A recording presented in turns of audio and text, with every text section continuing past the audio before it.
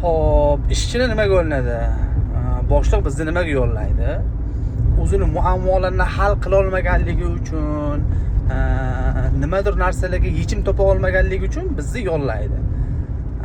Endi bizni ishga yo'llagandan keyin biz yechim berishimiz kerak. Muammolarni hal qilishimiz kerak bizga yuklangan. Muammo yukladi, shuni yechib ber dedi. Lekin a'zagacha so'rayversa, buni qanaqa qilay, buni nima qilay, sizni nimaga ishga oldi yoki bunaqa odamni nimaga ishga olamiz, hamma narsani so'rayveradigan odam sizga yo'q. Menga yoqmaydi, men kerak emas unaqa odam. Menga yechimni ko'rsatadigan, A'ga B'ni urishsa D hosil bo'ladi, shuni o'rgandim deydigan odam kerak.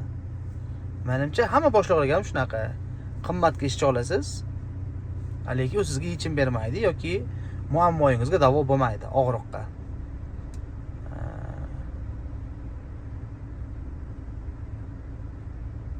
Kerakmi shunaqa ishchi? Kerak emas. Menga yo'l yo'riq ko'rsatadigan, muammolarimni aytadigan, meni orqamni o'rda deb oladigan bo'lsa, aytish kerak. O'y, deydigan odam kerak.